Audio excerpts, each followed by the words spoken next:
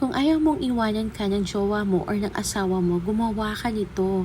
Super sarap, hindi ka iiwanan ng asawa or jowa mo pag ginawa mo to. Madali lang yung mga ingredients.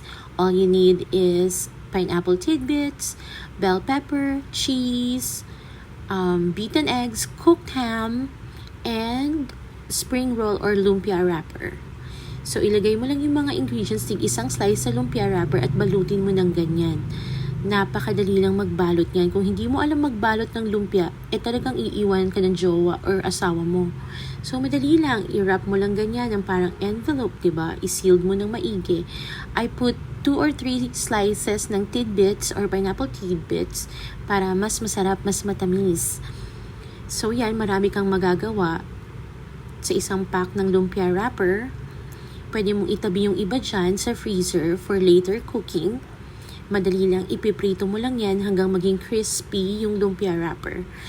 Hindi mo na kailangan lutuin masyado yung loob niyan dahil pwede mo silang kainin ng hilaw dahil cooked ham ang nilalagay dyan.